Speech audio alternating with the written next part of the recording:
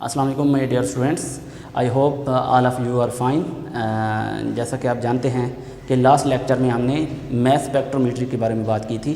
आज जो है हम मोल के बारे में बात करेंगे और मोल से रिलेटेड जो शॉर्ट क्वेश्चंस आते हैं आपके एनुअल पेपर में और इसके बाद जो एक्सरसाइज में इसके क्वेश्चन दिए गए हैं वो भी हम सॉल्व करेंगे। मोल के कंसेप्ट में हम एवोगैड्रो नंबर के बारे में भी बात करेंगे और मोलर वॉल्यूम के बारे में बात करेंगे और न्यूमेरिकल एग्जांपल जो है वो भी हम सॉल्व करेंगे। तो आइए हम लोग स्टार्ट करते हैं अपना लेक्चर कि मोल क्या होता है। तो इसकी डेफिनेशन जो है amount of substance which contain Avogadro number of particles, यानी हमारे पास किसी भी सब्सटेंस की वो क्वांटिटी वो अमाउंट जो कि क्या रखती है, एवोगैड्रो नंबर ऑफ पार्टिकल्स रखती है, उसको आप क्या बोलते हैं, मोल बोलते हैं। यानी याद रखें, जिस तरह से हमारे पास आप लोग बाज़ार से जाएं अंडे लेने जाएं तो आप कहेंगे कि 1 दर्जन अंडों का दे दें, तो वो दर्जन जो है एक यूनिट है। इसी तरह से केमिस्ट्री में केमिस्ट का जो सीक्रेट यूनिट जो है मोल, इसमें क्या होते हैं, आप पार्टिकल की जो तादाद है वो कितनी होगी, हमेशा एवोगैड्रो नंबर ऑफ पार्टिकल्स होंगे। एवोगैड्रो नंबर ऑफ पार्टिकल आप जानते हैं कि कितने होते हैं, 6.02 मल्टीप्लाई 10⁻23, यानी अगर इतने नंबर ऑफ़ पार्टिकल्स आ जाएं तो वो क्या होती है, आपके पास मोल बन जाता है। तो मोल की जो डेफिनेशन है हम दूसरे तरीके से भी कर सकते हैं। हमारे पास इसकी दूसरी डेफिनेशन ये बनेगी, atomic mass, molecular mass, formula mass और ionic mass of an ionic species is expressed in grams is called mole.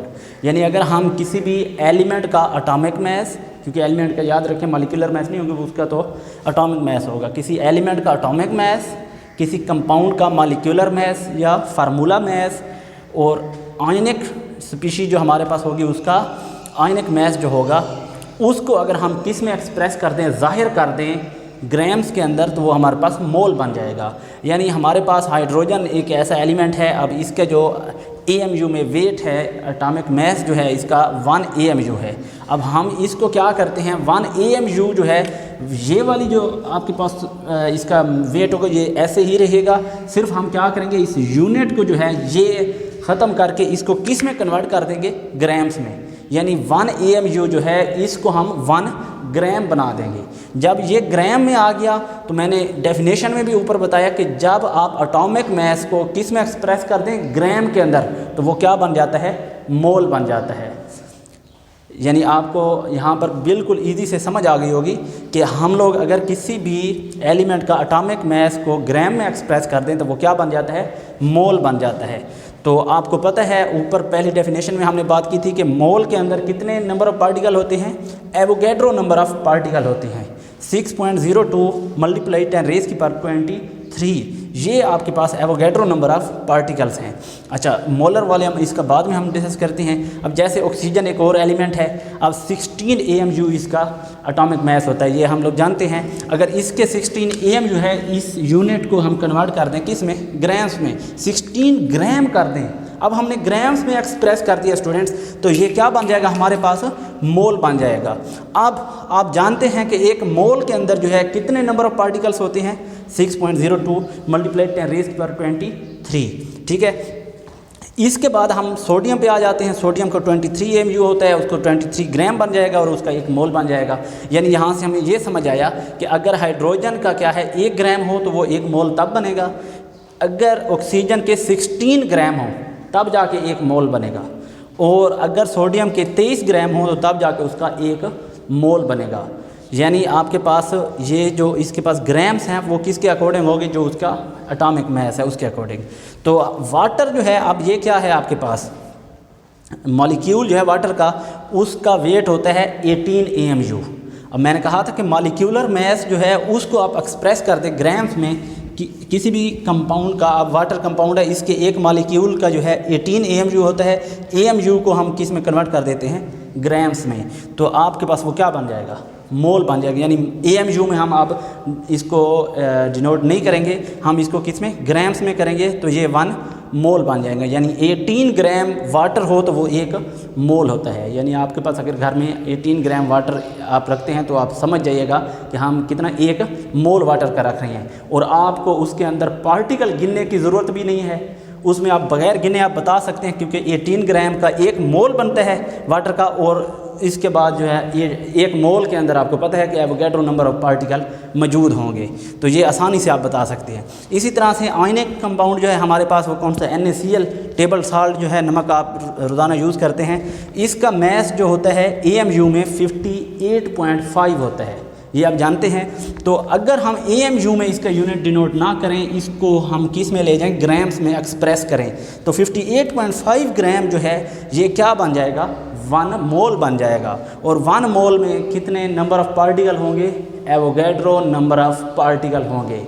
यानी आप ये समझ जाएं कि अगर आपके पास नमक मौजूद है 58.5 आपके पास ग्राम नमक मौजूद है, तो आप उसके बता सकते हैं कि कितने पार्टिकल उसमें हैं, 6.02 मल्टीप्लाई 10⁻23 नंबर ऑफ़ पार्टिकल्स होते हैं। और इसके बाद हम लोग आ जाते हैं आगे, जो अगली हमारे पास कंसेप्ट है मोलर वॉल्यूम की तरफ। तो मोलर वॉल्यूम जो होता है वो क्या होता है, किसी भी चीज़ के 1 मोल का जो वॉल्यूम होता है उसको आप क्या बोलते हैं, मोलर वॉल्यूम बोलते हैं। यानी किसी भी चीज़ के, यानी किसी भी गैस के 1 मोल का जो वॉल्यूम होता है वो मोलर वॉल्यूम है। और याद रखें मोलर वॉल्यूम हमेशा 1 मोल का कितना होगा, 22.414 DM³, यानी 22.414 जो है लीटर, ये DM³ क्या होता है, लीटर होता है। यानी तकरीबन ये आलमोस्ट कितना बन रहा है, 22.5 लीटर जो है। अगर किसी भी चीज़ का वॉल्यूम हो तो वो क्या होगा आपके पास, यानी उसका 1 मोल बनेगा। यानी हमारे पास हाइड्रोजन है, हाइड्रोजन का 1 मोल है, तो 1 मोल का वॉल्यूम कितना होगा, हमेशा 22.5 लीटर जो है ये आपके पास 1 मोल का होगा। अगर आपके पास ऑक्सीजन है, ऑक्सीजन के 1 मोल का वॉल्यूम कितना होगा, तो मैं पहले बता चुका हूँ कि मोलर वॉल्यूम जो है हमेशा किसी भी गैस का 1 मोल हो तो उसका जो मोलर वॉल्यूम कितना होगा, 22.414 DM³ होगा। अच्छा, तो इसका मतलब ये है कि आपके पास यहाँ पर हाइड्रोजन के 1 ग्राम अगर मौजूद हो तो उसका वॉल्यूम इतना होगा, और अगर ऑक्सीजन के 16 ग्राम हो तो उसका वॉल्यूम जो है कितना होगा, 22.414। तो आपके पास यहाँ ग्राम्स में, यानी उसकी क्वांटिटी जो है ग्राम्स में चेंज हो सकती है, क्योंकि वो AMU पर डिपेंड करे उसके एटॉमिक मास पर, लेकिन जो है उसका मोलर वॉल्यूम जो है वो, क्योंकि 1 मोल है तो 1 मोल का हमेशा जो है मोलर वॉल्यूम जो होगा, उसका वॉल्यूम जो होगा वो 22.5 लीटर के नियर अबाउट होगा। अच्छा, तो इसके बाद जो है आपके एक्सरसाइज में यहीं से शॉर्ट क्वेश्चंस जो हैं वो पूछे गए हैं, डेफिनेशंस हैं, वो हम डिस्कस कर लेते हैं। एक डेफिनेशन है ग्राम एटम की, ग्राम एटम की, दूसरी ग्राम मॉलिक्यूलर मास, ग्राम फार्मूला और ग्राम आयन की। तो ये यहीं पर इसी टॉपिक के अंदर हम सारी ये डिस्कस कर लेते हैं कि किसी भी एलिमेंट के जो एलिमेंट है उसका एटॉमिक मास जो है उसको आप किस में, ग्राम्स में एक्सप्रेस करें तो वो ग्राम एटम बन जाएगा। किसी भी एलिमेंट के एटॉमिक मास को आप ग्राम्स में एक्सप्रेस करें तो वो क्या बन जाएगा, ग्राम एटम बन जाएगा। अब देखें हाइड्रोजन जो है ये क्या है, ये आपके पास एलिमेंट है, ये आपके पास कंपाउंड तो नहीं है ना। अब ये जो एलिमेंट है आपके पास, इसका जो एटॉमिक मास है यानी 1 AMU, इसको आपने किस में एक्सप्रेस किया, ग्राम्स में एक्सप्रेस कर दिया, तो इसलिए ये क्या बन गया, ये ग्राम एटम बन गया। यानी ये इसका जो मोल होगा, इसका दूसरा नाम ग्राम आप एटम भी बोल सकते हैं। यानी अब मोल का निक नेम जो है वो चेंज होता रहेगा यहाँ पर, यानी अब मोल का निक नेम ग्राम एटम बन जाएगा। किसके केस में, जब आप एटॉमिक मास लेंगे। अच्छा, अब ऑक्सीजन जो है, अब ऑक्सीजन का आपने क्या किया था, एटॉमिक मास 16 था, इसको आपने ग्राम्स में एक्सप्रेस किया तो ये मोल बन गया। अब यहाँ पर मोल का निकनेम क्या होगा, ग्राम एटम होगा। इसी तरह सोडियम का भी। तो अब आ जाते हैं हम लोग वाटर वाला।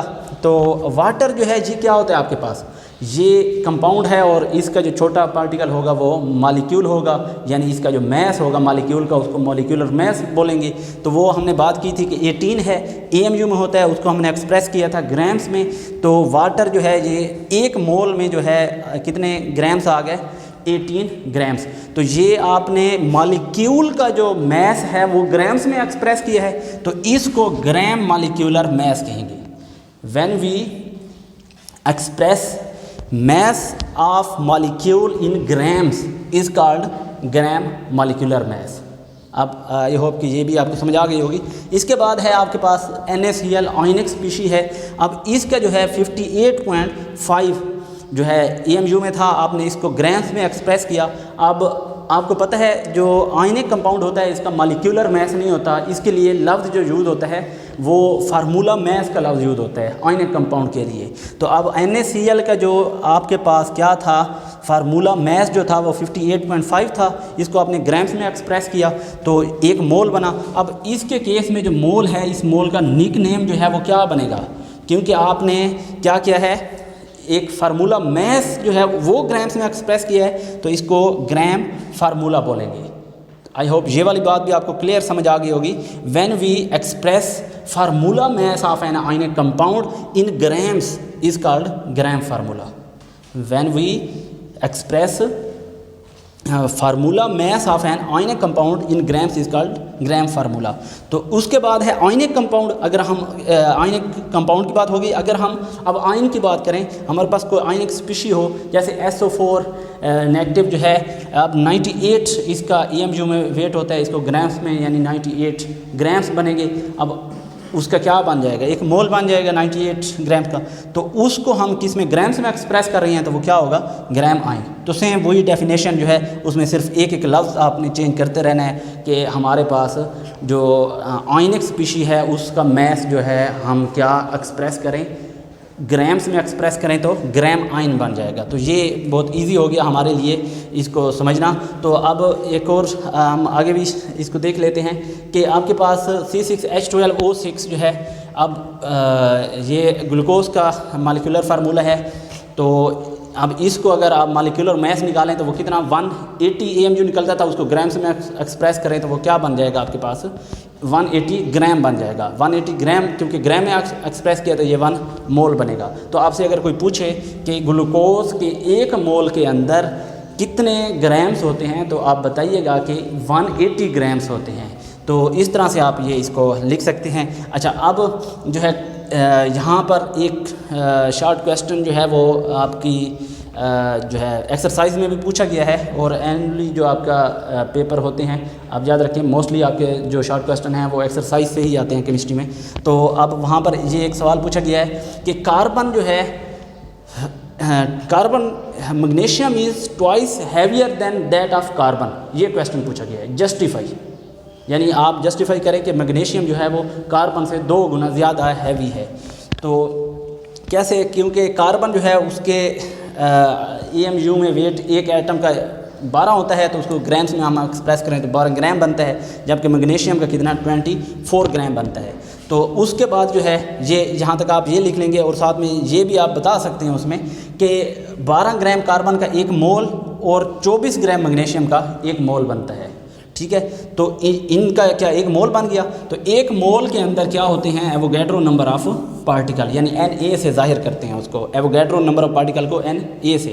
अब यहाँ पर जो सवाल है कि आपके पास कार्बन के 12 ग्राम और मैग्नीशियम के 24 ग्राम, इनमें सेम नंबर ऑफ एटम्स होते हैं, हालांकि ग्राम्स में फ़र्क है, ये 12 है, ये 24 है। इसमें क्या होने चाहिए, इसमें 2 गुना ज़्यादा होनी चाहिए थी, लेकिन कार्बन के 12 ग्राम का 1 मोल बन रहा है तो ये एवोगैड्रो नंबर ऑफ पार्टिकल, और इसके 24 ग्राम है तो 1 मोल बन रहा है तो ये एवोगैड्रो नंबर ऑफ पार्टिकल। तो इस तरह से आप लिख सकते हैं। अब इसके अलावा आगे जो है मोल का हम लोग क्या डिस्कस करेंगे, इसका फार्मूला जो है वो हम डिस्कस करेंगे कि मोल का फार्मूला है, अगर आपको मोल निकालना पड़ जाए तो आप जो आपको एलिमेंट दिया गया होगा उसका जो मैस वो गिवन देंगे, खुद वो देंगे कि इतने ग्राम है हमारे पास एलिमेंट, इसके मोल निकाले कितने मोल हैं। तो आप लिखेंगे given mass of an element over atomic mass, यानी आपके पास जो है वो मोल का, कैसे आप मोल्स निकालेंगे किसी एलिमेंट के, कि उसका गिवन मैस देंगे और नीचे आप एटॉमिक मैस को क्या कर देंगे, उसके डिवाइड कर देंगे, तो ये निकल आएगा, जो कि आगे हम फर्दर एग्जांपल इसी की लेंगे, उसके अंदर हम इसको सॉल्व करेंगे। अब अगला फार्मूला क्या है, आप इसी को, आपसे कोई पूछे कि हमारे पास मोल इतने दिए गए हैं तो आप गिवन मैस निकाल के दें कि जो मैस है वो कितना है, तो आप क्या करेंगे, रीअरेंज कर लेंगे इसी इक्वेशन को, एटॉमिक मैस को इधर ले आएंगे, यानी given mass is equal to mole multiply molecular mass. तो ये क्या हो जाएगा, यानी मॉलिक्यूलर मैस के साथ आप मोल को क्या करेंगे, मल्टीप्लाई करेंगे तो वो मैस निकल आएगा कि जो मैस उन्होंने दिया गया है। तो इसके बाद अगला जो है इसी के अंदर वो ये सारे जो फार्मूले हैं ये यूज़ होंगे जो न्यूमेरिकल प्रॉब्लम हैं इस चैप्टर में, याद रखिए, क्योंकि अब नई स्कीम के मुताबिक यहाँ से क्या आने हैं, लॉन्ग क्वेश्चन आने हैं। तो ये न्यूमेरिकल प्रॉब्लम जो लॉन्ग क्वेश्चन जो आने हैं वो न्यूमेरिकल होगा, तो ये आपने न्यूमेरिकल प्रॉब्लम के लिए ये याद रखने हैं फार्मूले। तो अगला फार्मूला है कि अगर आपको कह दिया जाए कि फ़लाँ चीज़ के नंबर ऑफ़ पार्टिकल हमें बताएं, यानी इसमें कितने नंबर ऑफ़ पार्टिकल हैं। अब पार्टिकल से मुराद क्या है, अगर वो कोई एलिमेंट है तो उसमें एटम्स होंगे, अगर आपके पास मॉलिक्यूल है तो वो कौन से मतलब आप कंपाउंड है तो मॉलिक्यूल्स होंगे। तो ये आपने नंबर ऑफ़ पार्टिकल जो है कैसे निकालने हैं, आप क्या करेंगे, उसके नंबर ऑफ़ पार्टिकल निकालने के लिए वो आपको एक चीज़ देंगे, मोल आपको दे देंगे। अब मोल देंगे, आपने क्या करना है, एवोगैड्रो नंबर को मोल के साथ मल्टीप्लाई कर देना है, नंबर ऑफ़ पार्टिकल निकल आएंगे। वो पार्टिकल चाहे एटम हो चाहे मॉलिक्यूल हो। तो ये इजी से ये वाला जो है आप फार्मूले याद कर लें, ये आपके जो हैं सवाल सॉल्व हो जाएंगे। अब हम जो है मूव करेंगे हमारी जो एग्जांपल है आपके चैप्टर में, एग्जांपल नंबर 6, इसकी तरफ मूव करेंगे। उन्होंने पूछा हुआ है calculate the mole of 0.1 gram of sodium, यानी 0.1 ग्राम सोडियम जो है उसके आपने क्या निकालने हैं, मोल्स निकालने हैं। अब गिवन मैस जो है वो कितना है, 0.1 ग्राम। तो इसके मोल्स हम कैसे निकालेंगे, हमें कैसे पता कि इसके इतने मोल्स हैं। तो ये फार्मूला जो है अभी जो मैंने डिस्कस किया था कि आपके पास गिवन मैस और उसका एटॉमिक मैस। अब गिवन मैस कितना है 0.1 और एटॉमिक मैस आपको पता है सोडियम का कितना 23। तो अब आपके पास जो है इसको जब आप क्या करेंगे, डिवाइड करेंगे तो 0.043 मोल्स निकल आएंगे। तो अब हम आसानी से बता सकते हैं कि जनाब सोडियम जो आपके पास पड़ी हुई है 0.1 ग्राम, तो ये जो है इतने मोल्स बनते हैं। तो सोडियम के बारे में आप जानते हैं कि ये बड़ा मज़ेदार एक एलिमेंट है, जो पानी में डाले तो पानी को भी आग लग जाती है, बड़ा गुस्से वाला है।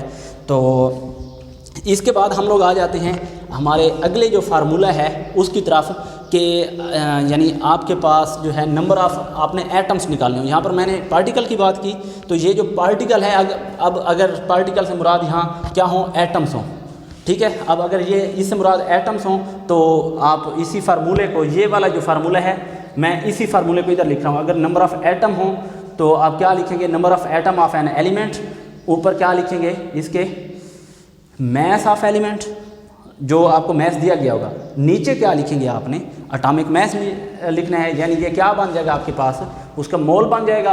और आपने नंबर ऑफ़ पार्टिकल की तादाद जब आप निकालते हैं तो Na के साथ उसको मल्टीप्लाई करते हैं, जैसे यहाँ पर आपने किया है, मोल के साथ आपने Na को मल्टीप्लाई किया है।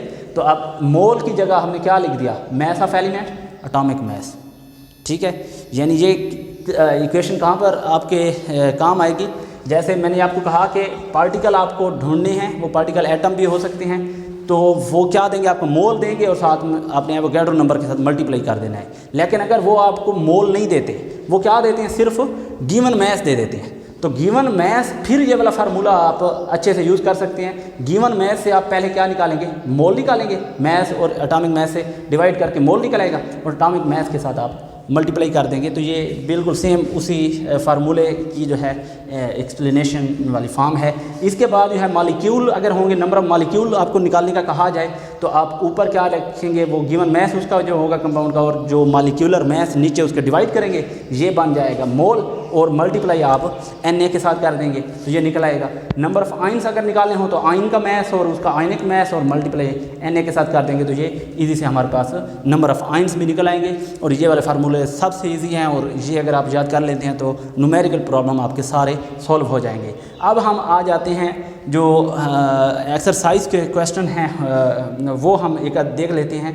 तो उसमें एक्सरसाइज में पूछा गया है कि 23 gram of sodium and 238 gram of uranium, इन दोनों का क्या है कि वेट डिफरेंट है लेकिन इनमें नंबर ऑफ पार्टिकल सेम है। अब देखें 23 ग्राम सोडियम और उसके बाद यूरेनियम 238 ग्राम, इनका क्या है आपस में जो वेट, तो हम देख रहे हैं कि डिफरेंट वेट है लेकिन पार्टिकल की तादाद सेम है इनके अंदर। ये कैसे हो सकता है, इसको जस्टिफाई करें। ये क्वेश्चन नंबर जो एक्सरसाइज का क्वेश्चन नंबर 7 है, उसका पहला पार्ट जो है उसमें ये पूछा गया है। तो आप बताएंगे कि जनाब 23 ग्राम सोडियम का मतलब क्या है, 1 मोल, इसका 1 मोल बनता है ना। तो 1 मोल के अंदर हमेशा कितने पार्टिकल होते हैं, एवोगैड्रो नंबर ऑफ पार्टिकल। तो इसके बाद 238 ग्राम यूरेनियम जो है, इसका क्या होता है, कितने बनते हैं मोल, 1 मोल बनता है। तो 1 मोल के अंदर एवोगैड्रो नंबर ऑफ पार्टिकल होते हैं, तो इसलिए एवोगैड्रो नंबर और इसके दोनों सेम नहीं होंगे। तो इसका हमारे पास जो है ये सोल्यूशन आपने यही लिखना है कि वो क्योंकि 1 मोल बन रहा है तो एवोगैड्रो नंबर ऑफ पार्टिकल भी उनके सेम रहेंगे। तो उसके बाद जो है यहाँ पर आपने अगला सवाल जो है वो एक आखिरी में आपको सॉल्व यहाँ पर सवाल करवा देता हूँ। तो अगर ये आप सवाल कर लेते हैं तो बाकी सारे इसके नीचे वाले जो सवाल है वो इसी तरह के हैं, आप इजी से कर लेंगे। अब वो सवाल पूछा गया है कि जो हाइड्रोजन है 2 ग्राम हाइड्रोजन और 16 ग्राम मीथेन CH4 और 44 gram carbon monoxide, carbon dioxide, ठीक है। ये जो है आपके पास इनका वेट क्या है, डिफरेंट है। इनका हमें दिख रहा है ये 2 ग्राम है, ये 16 ग्राम है, ये 44 ग्राम है, लेकिन इनमें क्या चीज़ है, नंबर ऑफ़ पार्टिकल सेम है। अब नंबर ऑफ़ पार्टिकल इसके सेम हैं, ये इस चीज़ को जस्टिफाई करें तो वही सेम बात आ जाती है। 2 ग्राम हाइड्रोजन H2 के 2 ग्राम जो हों तो ये 1 मोल बनता है, इसके 16 ग्राम हो तो 1 मोल बनता है, इसके 44 ग्राम हो तो 1 मोल बनता है इसका। तो जब ये सारे 1 मोल बन रहे हैं और 1 मोल के अंदर कितने पार्टिकल होते हैं, एवोगैड्रो नंबर ऑफ़ पार्टिकल होते हैं, तो इसलिए तमाम के पार्टिकल की तादाद सेम रहेगी। तो ये याद रखें क्योंकि हमारे पास, और दूसरा इसमें क्या उन्होंने पूछा, जो मोलर इनका जो वॉल्यूम है वो सेम है। इन तीनों गैसेस का जो है उन्होंने वॉल्यूम पूछा हुआ है कि 2 ग्राम हाइड्रोजन और 60 ग्राम मीथेन और 44 ग्राम कार्बन डाइऑक्साइड, इनका वॉल्यूम सेम है। हालांकि देखें साइज़ भी डिफरेंट है, मैस भी डिफरेंट है, तो हम वही कहेंगे क्योंकि 1 मोल बन रहा है सबका, तो 1 मोल का हमेशा जो है वॉल्यूम कितना होता है, 22.414 dm3। तो तमाम का क्या होगा, 22.414 dm³ है वॉल्यूम होगा। इस वजह से इनके जो है वॉल्यूम सेम होगा, जो कि मोलर वॉल्यूम होता है, क्योंकि 1 मोल सबका बन रहा है। तो आल्थफ क्योंकि हमें ये चीज़ पता है कि साइज़ और जो आपके पास मैस है ये मोलर वॉल्यूम को इफ़ेक्ट नहीं करता। मोलर वॉल्यूम कब बनेगा, जब एक चीज़ का 1 मोल बन जाएगा। तो आई होप कि आज वाला जो है लेक्चर आपको बिल्कुल समझ आया होगा। तो नेक्स्ट जो है अगला लेक्चर वो इंशाल्लाह हम लोग जो इसको डिस्कस करेंगे उसको भी इसी तरह से डिटेल में देखेंगे। तो ये वाला जो कंसेप्ट है मोल वाला, इसको मैं आपको एक बार फिर कह रहा हूँ कि मुकम्मल इस वीडियो को देखिएगा ताकि आपको जो आगे न्यूमेरिकल प्रॉब्लम हैं वो सारे सॉल्व हो जाएं, और इसके अलावा आपकी जो है इसके रिलेटेड शॉर्ट क्वेश्चंस हैं वो सॉल्व हो जाए। क्योंकि ये मोल वाला कंसेप्ट सिर्फ यहीं तक नहीं रहेगा, आगे भी आपके ये चलता रहेगा। तो बेसिक कंसेप्ट जो है केमिस्ट्री के, उनमें से मोल का ये वाला कंसेप्ट है। इसको एक बार ये वाला जो है सारा मैंने लिखा हुआ है, इसका फटाफट स्क्रीनशॉट लें और इस चैनल को सब्सक्राइब भी करें, लाइक भी करें और आगे अपने दोस्तों तक शेयर भी करें ताकि वो लोग भी जो है इन लेक्चर से इन दिनों में फ़ायदा उठा लें। तो इंशाल्लाह नेक्स्ट लेक्चर के साथ मिलते हैं। अपना ख्याल रखिएगा। अल्लाह हाफ़िज़।